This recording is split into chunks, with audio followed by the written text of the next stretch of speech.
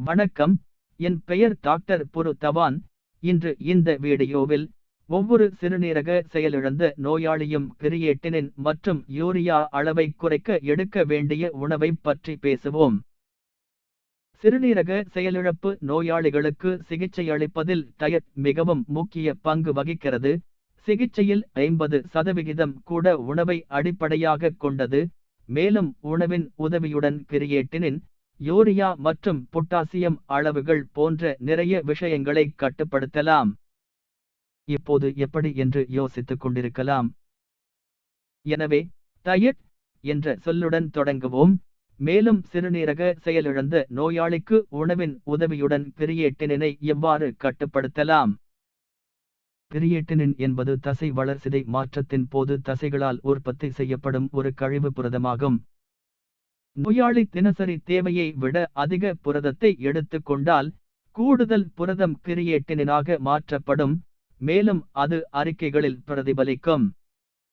எனவே அனைத்து சிறுநீரக செயலிழப்பு நோயாளிகளுக்கும் கிரியேட்டினின் அளவை கட்டுப்படுத்த கூடுதல் புரதத்தை குறைக்க அறிவுறுத்தப்படுகிறது. ஆனால் கேள்வி எழுகிறது, சிறுநீரக செயலிழப்பு நோயாளிக்கு எவ்வளவு புரதம் கொடுக்கப்பட வேண்டும்?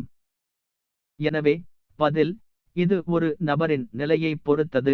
இரத்த அறிக்கைகளில் உள்ள புரதத்தின் மொத்த அளவு சாதாரண வரம்பில் இருந்தால் நாம் லேசான புரத உணவுக்கு செல்ல வேண்டும்.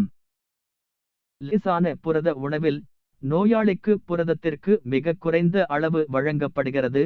இது தினசரி உடல் செயல்பாடுகளை சரியாகச் செய்ய போதுமானது. ஆனால் இரத்தத்தில் புரதம் குறைவாக இருப்பதாக இரத்த அறிக்கை காட்டினால் இந்த புரத குறைபாட்டை உணவில் ஈடுகட்ட வேண்டும். மேலும் புரோட்டீனின் குறைபாடு காரணமாக கிரியேட்டினின் அளவுகள் அதிகரிக்கலாம். மேலும் நோயாளி பல சிக்கல்களால் பாதிக்கப்படலாம். மேலும் எந்த நோயாளியும் பாதிக்கப்படுவதை நாங்கள் விரும்பவில்லை. எனவே இதுபோன்ற சந்தர்ப்பங்களில் புரத உட்கொள்ளல் அதிகமாக இருக்க வேண்டும். ஆனால் சிறுநீரக செயலிழப்பு நோயாளிகளுக்கு எந்த வகையான புரதம் பாதுகாப்பானது? சிறுநீரகச் செயலிழப்பு நோயாளிகள் அனைவரும் சைவ உணவு அல்லது பாலில் இருந்து புரதத்தை எடுத்துக் கொள்ளுமாறு நான் அறிவுறுத்துகிறேன். இது இலகுவானது மற்றும் உடலில் எந்தவிதமான கூடுதல் கழிவுகளையும் உருவாக்காது. சரியான புரத உட்கொள்ளல் உதவியுடன் கிரியேட்டினின் அளவை பராமரிப்பதும் எளிதானது. சிவப்புரத உணவில் மாற்று நாட்களில் பருப்பு வகைகள் மற்றும் குறைந்த அளவு பால் எடுத்துக் கொள்ளலாம். இந்த புரத உட்கொள்ளல் உடலின் அனைத்து செயல்பாடுகளையும் பராமரிக்க போதுமானதாக இருக்கும்.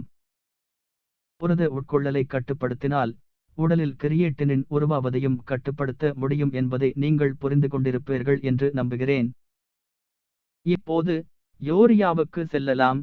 யூரியா என்பது உணவு வளர்சிதை மாற்றத்தின் போது கல்லீரலால் உற்பத்தி செய்யப்படும் நைட்ரஜன் கழிவு. கல்லீரலால் வெளியேற்றப்படும் யூரியாவின் அளவு நாம் உட்கொள்ளும் உணவைப் பொறுத்தது. ஒரு நோயாளி வறுத்த உணவு அல்லது அதிக புரதம் போன்ற கனமான உணவுகளை எடுத்துக்கொண்டால் அதிக யூரியா வெளியிடப்படும். மற்றும் அதிக புரதம் மற்றும் கொழுப்புகள் உடலால் ஜீரணிக்க கடினமாக உள்ளது. மேலும் கல்லீரல் கூடுதல் வேலை செய்ய வேண்டும். மேலும் யூரியா இரத்த ஓட்டத்தில் அதிகமாக வெளியேறும். சிறுநீரகங்கள் சரியாக செயல்படவில்லை என்றால் அனைத்து கூடுதல் யூரியாவும் உடலில் குவிந்து இறுதியில் சிறுநீரக செயலிழப்பு நோயாளிக்கு சிக்கல்களை ஏற்படுத்துகிறது. இப்போது பொட்டாசியத்திற்கு செல்லலாம். சிறுநீரக செயலிழப்பு நோயாளிகளில் பெரும்பாலானவர்கள் பொட்டாசியம் அளவு அதிகரிப்பதும் மிகவும் ஆபத்தானது என்பதை புரிந்து கொள்ளவில்லை. அதிக பொட்டாசியம் அளவு திடீரென மாரடைப்பு ஏற்படலாம். பொட்டாசியம் என்பது தசைகள் நகரும் சக்தியை கொடுக்கும் ஒரு பொருள் என்பதை நாம் அனைவரும் அறிவோம். ஆனால் உடலில் பொட்டாசியம் அளவு அதிகரிக்கும் போது தசைகளில் சோர்வு ஏற்படுகிறது. இதயமும் தசைகளால் ஆனது மற்றும் அது நமது முழு உடலிலும் இரத்தத்தை பம்ப் செய்கிறது. ஆனால் பொட்டாசியம் அதிகரிக்கும் போது தசை அசைவுகளும் குறைந்து சில சமயங்களில் திடீர் மாரடைப்பு ஏற்படலாம். அதனால்தான் சிறுநீரக செயலிழப்பு நோயாளியின் உணவில் பொட்டாசியம் கட்டுப்படுத்தப்பட வேண்டும். ஆனால் பொட்டாசியம் கிட்டத்தட்ட ஒவ்வொரு உண்ணக்கூடிய பொருளிலும் உள்ளது. சில பொருட்களில் பொட்டாசியம் அதிகமாகவும் சில உணவுப் பொருட்களில் குறைவாகவும் இருப்பதால் பொட்டாசியம் குறைவாக உள்ள உணவுப் பொருட்களை மட்டுமே தேர்ந்தெடுக்க வேண்டும். எந்தெந்த உணவுப் பொருட்களில் அதிக அளவு பொட்டாசியம் உள்ளது என்பதை நாம் தெரிந்து கொள்ள வேண்டும். அதனால் நான் உங்களுக்கு உதவுகிறேன். காய்கறிகளில் தொடங்கி பூமிக்கு அடியில் விளையும் உருளைக்கிழங்கு, பீட்ரூட் போன்ற பழுப்பு நிறத்தில் இருக்கும் காய்கறிகள். இந்த காய்கறிகளில் அதிக அளவு பொட்டாசியம் இருப்பதால் முற்றிலும் தவிர்க்கப்பட வேண்டும். பழுப்பு நிற வேர் காய்கறிகளுடன் கீரை, கொத்தமல்லி, முட்கோசு போன்ற பச்சை இலை காய்கறிகளையும் தவிர்க்க வேண்டும். எந்த ஒரு செடியின் இலையிலும் அதிக அளவு பொட்டாசியம் உள்ளது. அலங்கரிப்பதற்காக முட்கோசு அல்லது கொத்தமல்லியின் சில இலைகள் பரவாயில்லை. ஆனால் நோயாளி எந்த செய்முறையிலும் பயன்படுத்த இந்த காய்கறிகளை பேஸ்ட் செய்யும் போது பொட்டாசியத்தின் அளவு அதிகரிக்கிறது. இது உங்கள் ஆரோக்கியத்திற்கு நல்லதல்ல. அதனால்தான் எனது சிறுநீரக செயலிழப்பு நோயாளிகள் அனைவருக்கும் இலை காய்கறிகளை தவிர்க்குமாறு அறிவுறுத்துகிறேன். இப்போது பழங்களுக்கு செல்லலாம். இந்த வகையில் தேங்காய், வாழைப்பழம், கிவி, வெண்ணெய் மற்றும் அனைத்து வகையான உலர் பழங்களையும் தவிர்க்க வேண்டும். ஏனெனில் அவற்றில் அதிக அளவு பொட்டாசியம் உள்ளது. இப்போது தவிர்க்கப்பட வேண்டிய பழங்கள் மற்றும் காய்கறிகளின் முழுமையான பட்டியலை வழங்குகிறேன். விளக்கப்பெட்டியில் உணவு அட்டவணைக்கான இணைப்பையும் காணலாம். இந்த பழங்கள் மற்றும் காய்கறிகளை நீங்கள் தவிர்க்க வேண்டும். மேலும் சிறுநீரக செயலிழப்பு நோயாளிகள் மீதமுள்ள உணவுகள் மற்றும் காய்கறிகளை எடுத்துக் கொள்ளலாம். ஏனெனில் அவை சாதாரண அளவில் பொட்டாசியம் கொண்டிருக்கின்றன.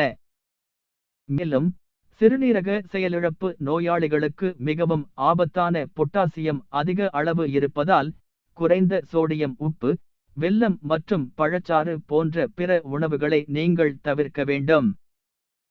நீங்கள் இன்னும் குழப்பமாக இருந்தால் பொட்டாசியம் உள்ளடக்கத்தை தொடர்ந்து எந்த உணவுப் பொருளின் பெயரையும் தேடுவதன் மூலம் கூகுள் இன் உதவியை பெறலாம். எடுத்துக்காட்டாக, ஆப்பிளில் உள்ள பொட்டாசியத்தின் அளவை நீங்கள் அறிய விரும்பினால் கூகுள் தேடல் பட்டியில் ஆப்பிள் பொட்டாசியம் உள்ளடக்கம் என்று தட்டச்சு செய்யவும். பொட்டாசியம் உள்ளடக்கம் 200 மில்லிகிராம் அல்லது அதற்கு கீழே இருந்தால் அந்த உணவுப் பொருட்களை சிறுநீரக செயலிழப்பினால் எடுத்துக் கொள்ளலாம்.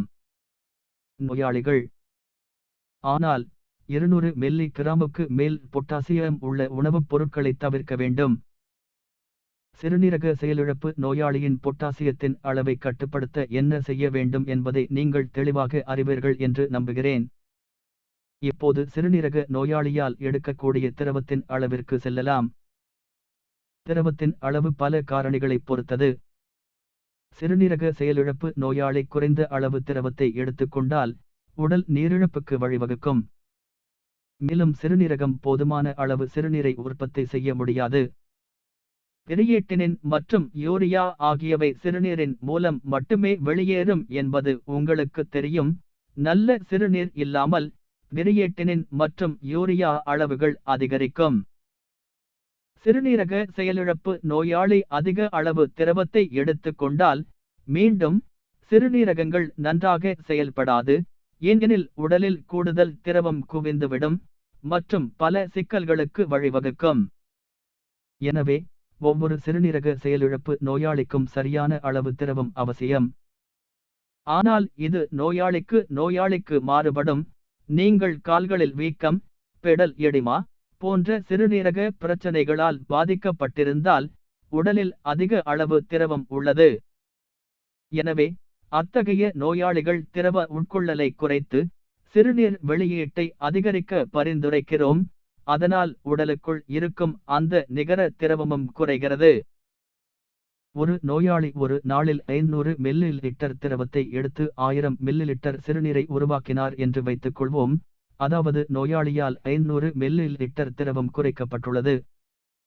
ஆனால் நோயாளி பெடல் எடிமா நோயால் பாதிக்கப்படவில்லை என்றால் உடலில் சரியான அளவு நீரேற்றம் உள்ளது என்று அர்த்தம்.